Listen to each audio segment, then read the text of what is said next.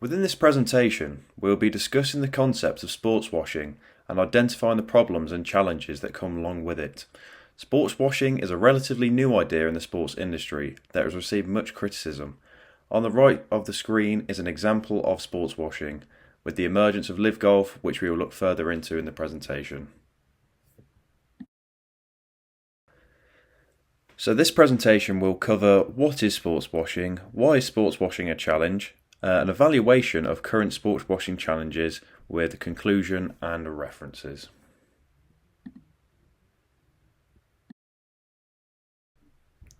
So what is sports washing? Many scholars have researched and identified the idea of sports washing, and this has been narrowed down to the strategy of utilising sport to enhance a nation or organisation's reputation, often as a diversion from unethical or controversial behaviour.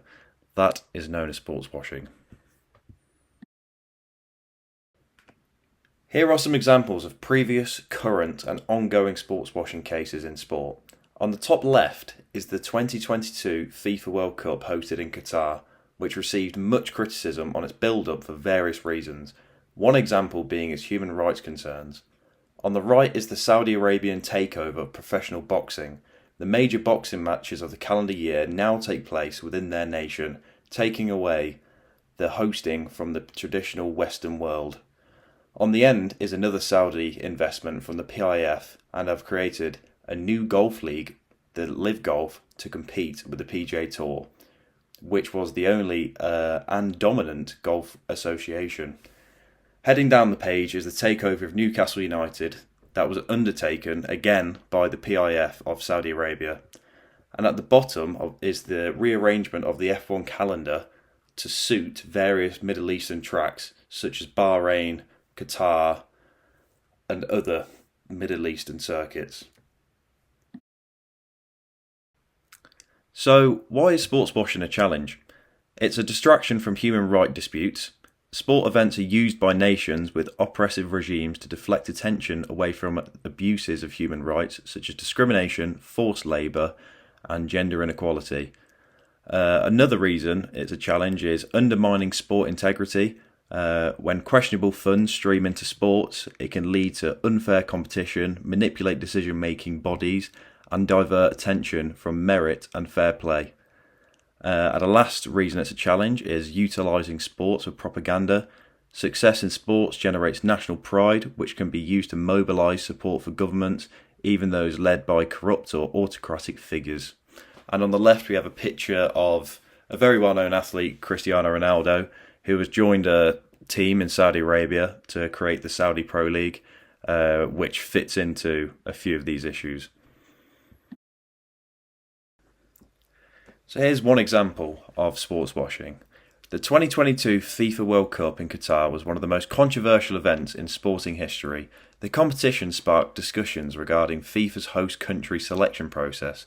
The incident demonstrated how wealthy countries and authoritarian governments use international sports to change their public perception while avoiding more serious social and political problems.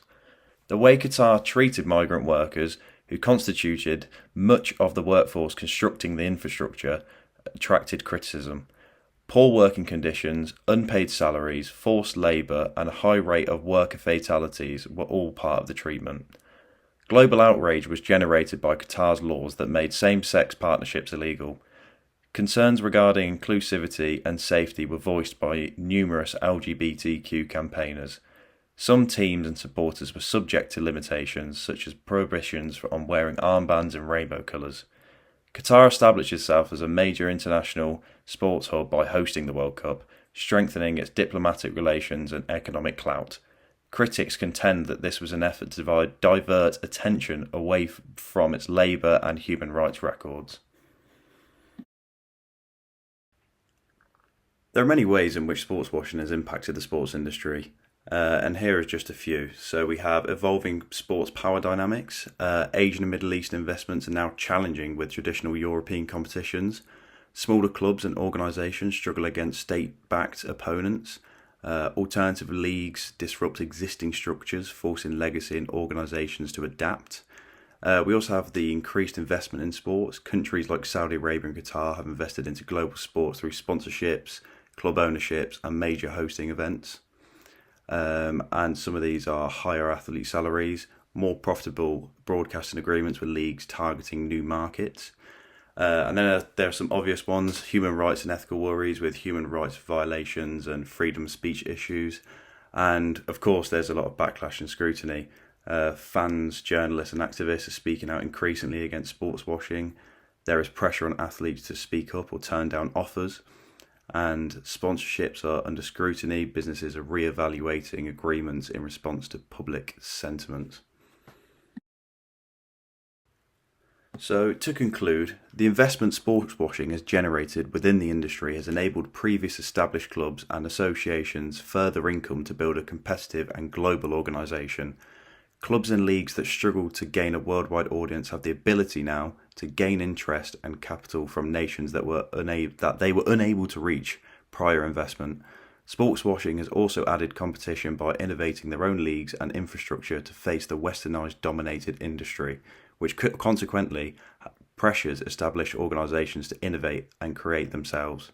But overall, to conclude, sports washing is a tool that is primarily used by nations to hide domestic issues, in which most cases is visible to the sporting audience globally.